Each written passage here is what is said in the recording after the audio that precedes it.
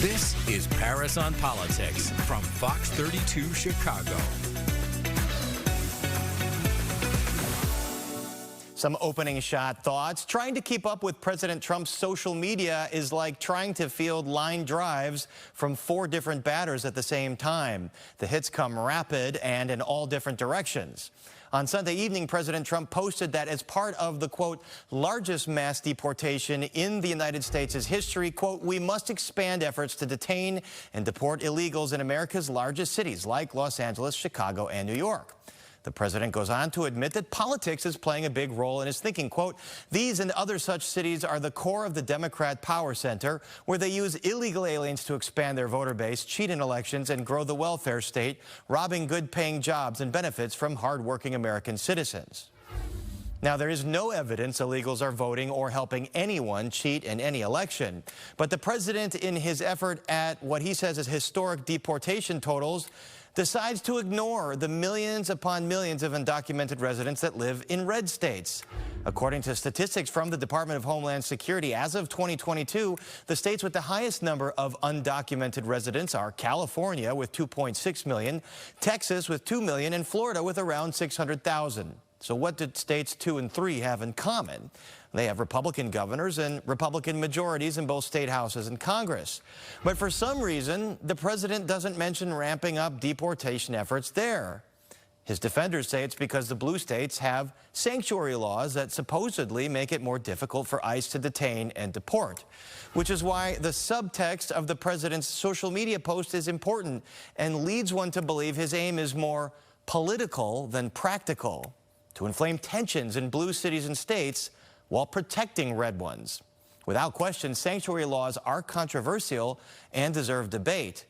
But that debate will have to be resolved in the courts or at the ballot box.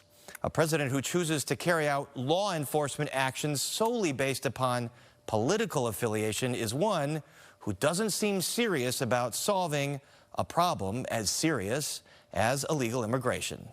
Coming up on Paris on Politics. Crisis in the Middle East. A report from the ground in Tel Aviv as Israel and Iran escalate tensions. Plus, will the United States get involved? President Trump holds his cards close. We had a teen gathering on the lakefront that turned violent. A police officer wound up in the hospital because he was attacked. Police department doesn't need a curfew to deal with criminal acts. They have the ability to do that today. And curfew contention. Find out the fate of City Council's snap curfew ordinance. This is Paris on Politics from Fox 32 Chicago.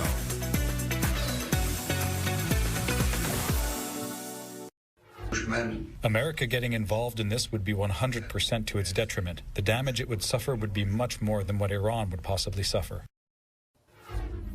That's the supreme leader of Iran right there. All eyes on the Middle East as tensions escalate and missiles fly between Israel and Iran. Back home, the debate rages over whether the United States should get involved. Earlier this afternoon, I spoke with Fox international correspondent Mike Tobin in Tel Aviv, and I asked him first the challenges of getting into the country. Well, it was difficult getting in because they kept closing the airspace, not only over Israel, but in Jordan as well. So we were trying to fly into Amman, Jordan, then travel by ground across the Jordan River to get into Israel, but they kept canceling the flights. Even as I tried to get connecting flights into Doha, Qatar, I had the connector that was flying to Amman, and they wouldn't let me get on the plane. So I was actually stuck in Chicago for a while after the Operation Rising Lion started last Friday.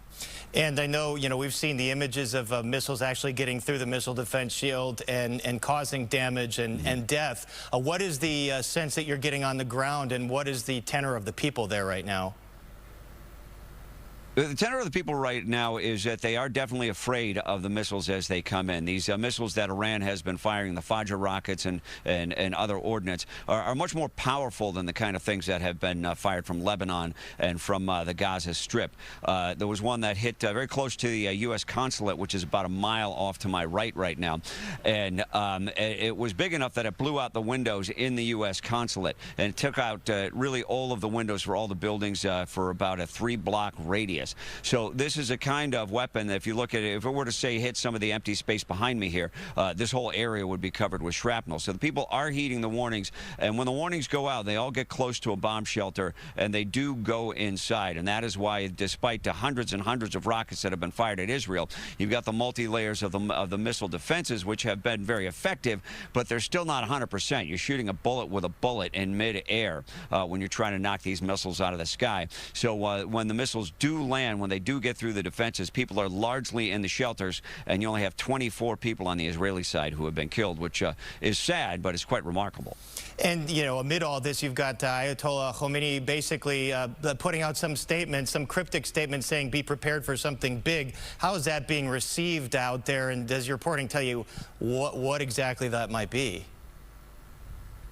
I think the statements that you're getting out of the Grand Ayatollah really are more of those bellicose bravado statements that you tend to hear out of Arab leaders when their backs are pushed up against the wall. He's making these kind of statements, but then when he follows through with the threats, the one thing we have seen in recent days, that the number of rockets has decreased dramatically when these rocket attacks do come in. They went from hundreds of rockets to last night some 20 rockets were fired. Previously during the day, some of the attacks were as small as 2 rockets, according to the IDF. So he really can't deliver on the threat the way he's promising. It looks like most of his army has been crippled, and when he pulls out the ballistic missile launchers, he loses them. Israel says they've now taken out 40% of the missile launchers. How long do you think this can go on? I mean, how many weapons does Iran have that they can continue to fire like this when obviously just a small percentage are going to break through? Yeah, it calls for a little bit of speculation. You heard President Trump say, look for something big to happen next week. So that would lead you to indicate that this is only going to go on for a couple of weeks. But clearly, Israel has dominance in the skies. They say air superiority now, in that they have knocked out the Iranian air defenses to the point that they can really operate with impunity in the skies over Tehran without any risk that their fighters are going to get shot down. So the biggest challenge for Israel would be maintaining the targets, but they've had years and years to build the intelligence and pick those targets on the ground in Iran. And I know that Prime Minister Netanyahu has been a bit cryptic about whether or not he does want to take out the Ayatollah. What is the sense there right now, whether or not they want to go for the jugular, so to speak? Well, if you talk to the Israeli man on the street, they'll say, go ahead, go for the jugular and hit the Ayatollah and take the head off the snake, if you will. I think really when you start to get into world leaders and you talk about assassinations at the top of the food chain, the world leaders themselves, their knees start to knock, and they don't want to go down that path because you open up a threat to them themselves if you start talking about taking out the leaders themselves. All right, international correspondent Mike Tobin, live from Tel Aviv. Thanks for joining us, Mike, and please stay safe out there, and hope to talk to you again soon. You got it. My pleasure. And now joining me to break all of this down is Matteo Farzaneh, professor and chair of the history department at Northeastern Illinois University, Cecile Shea with the Chicago Council on Global Affairs, and Ibrahim Abu Sharif, associate professor at Northwestern University. Thank you all for being here to help us make sense of this. Matteo, do you believe Iran is planning a larger retaliation than some of the missile strikes that we were talking about right there? Iran is definitely planning to do something, but I'm not sure the capability is going to be there because they're constantly using the barrage of missiles that they've been producing for some time now. Iran is at a very difficult stage right now in this situation because obviously they've lost all control of their airspace.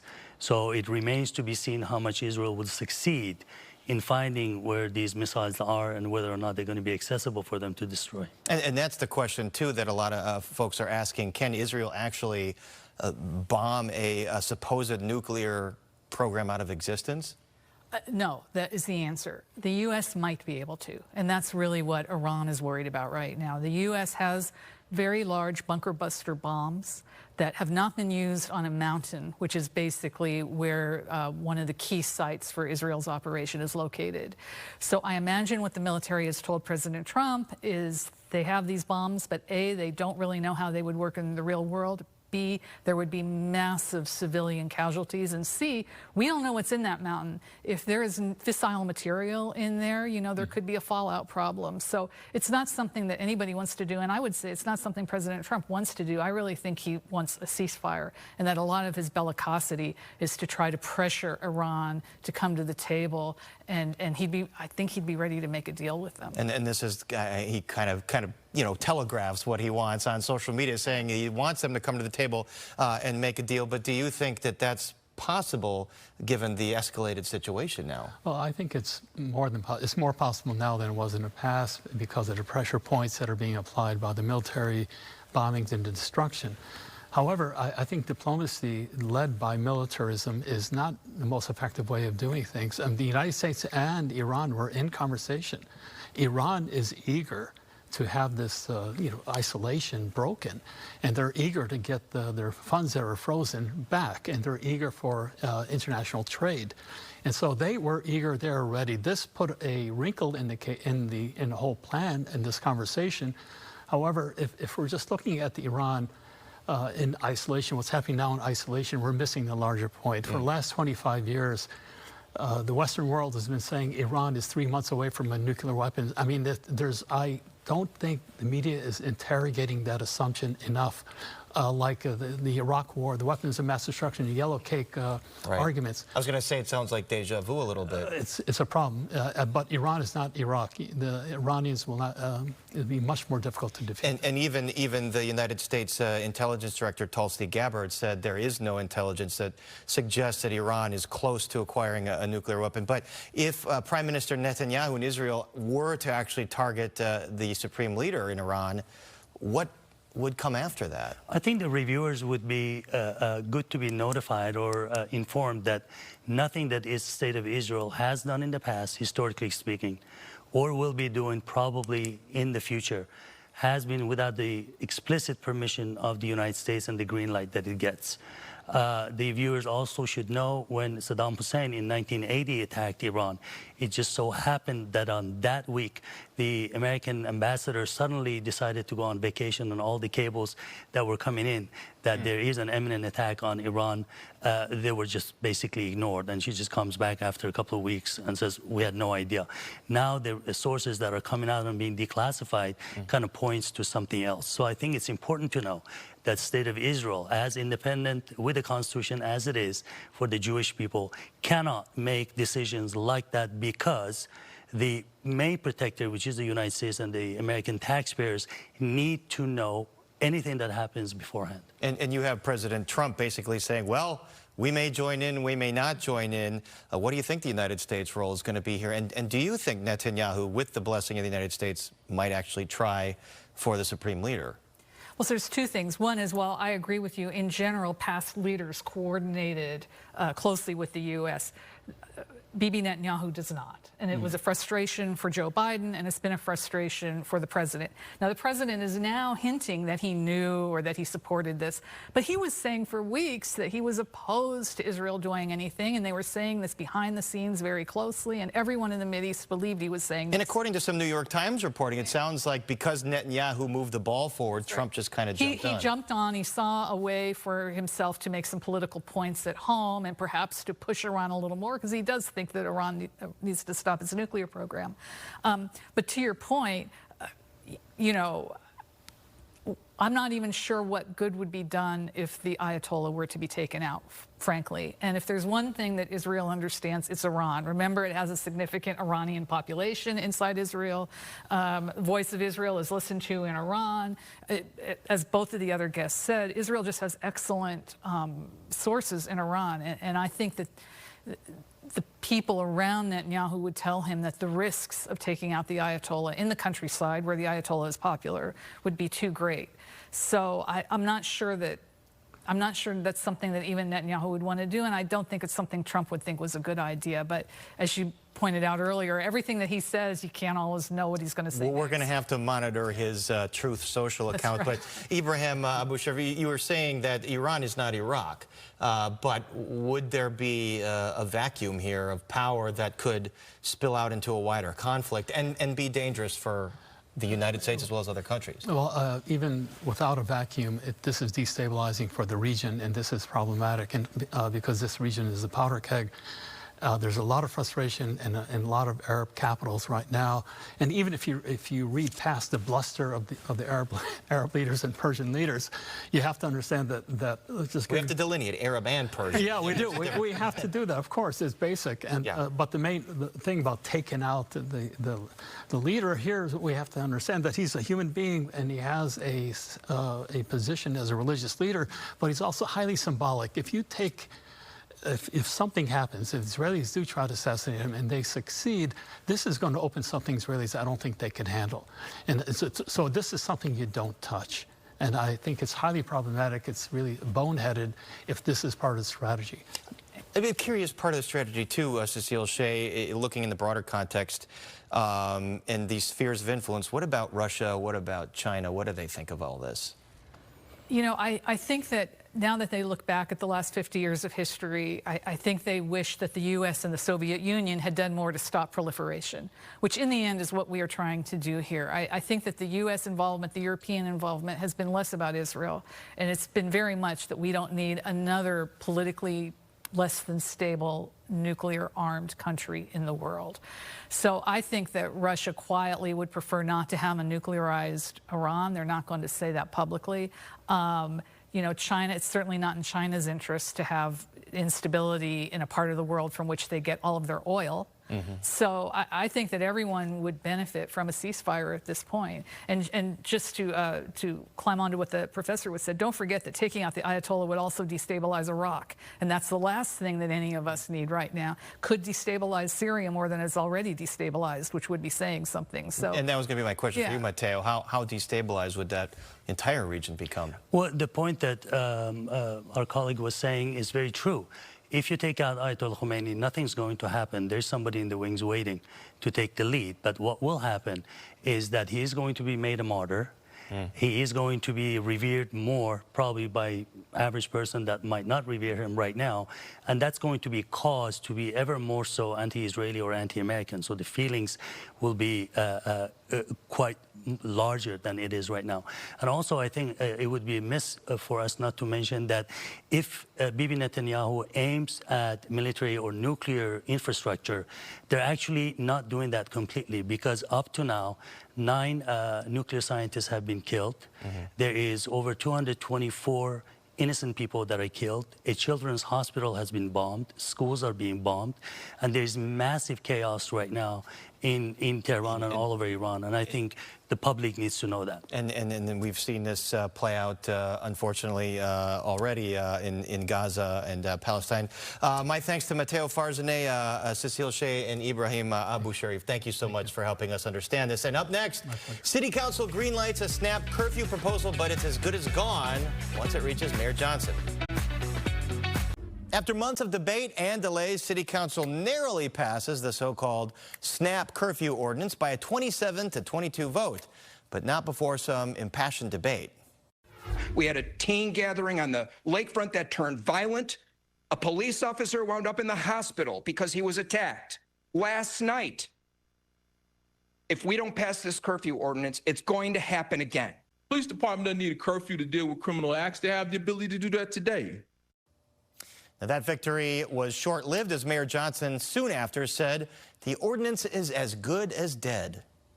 I will veto this ordinance because it is counterproductive to the progress that we have made in reducing crime and violence in our city. It would create tensions between residents and law enforcement at a time when we have worked so hard to rebuild that trust. And joining us now is youth activist Ramaya Simone of Communities United and a high school student on the west side. Ramaya, thanks for being here. So what's your reaction? You were at City Council today. You watched all this go down. How do you feel about the fact that it passed and then the mayor vetoed it? Thank you for having me here.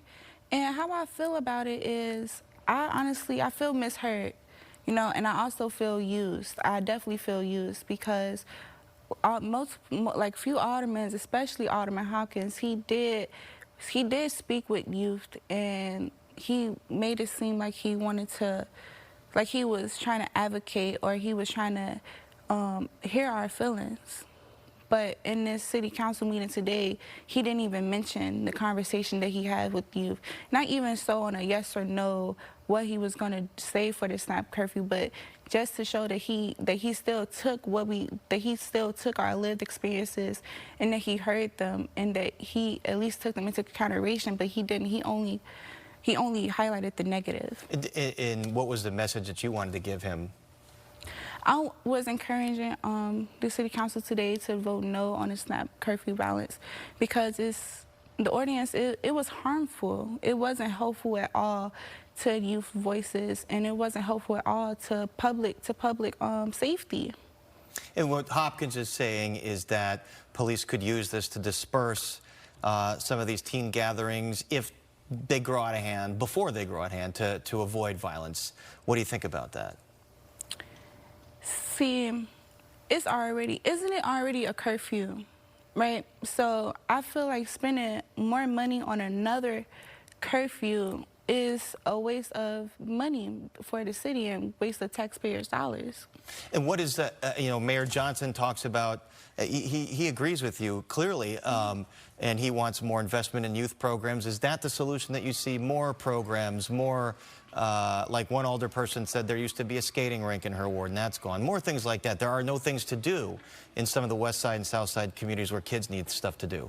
Yeah, I do. I'm glad that the mayor vetoed it, and I understand that he do agree with the youth. And I'm glad that, because he was at town halls meetings, and the public did speak to him. So I'm glad that he took our lived experiences and the information that we gave him, and he used his knowledge and his power to the best of his ability, even though, yeah, I mean, he vetoed it, but even though in the city council, a lot of people didn't agree with it. So it still seems like you're upset that 27 aldermen didn't agree and decided to vote for it. Why do you think some of these gatherings get out of hand? Because I think you seem like the kind of person that's doing well in school, and you don't want to be involved in anything that gets into violence or anything like that. Sometimes groups get together and it turns into violence. Why do you think that happens? How do you stop it? Well, thank you for that. I am doing well in school, but school is hard. You know, any youth can say that school is hard, and I'm not going to sit right here and say that I'm doing great in school, because I'm not. School is hard, you know, and school is hard for teens, and most teens that's at the teen takeover, they go to school, and they experience stress in schools, and maybe when they just don't want to go straight home after school. And that's all it is, you know. And then there needs to be things to do, as the mayor and several alders made that point today. All right, Ramaya Simone, thanks for talking with us. We really appreciate it. Yes.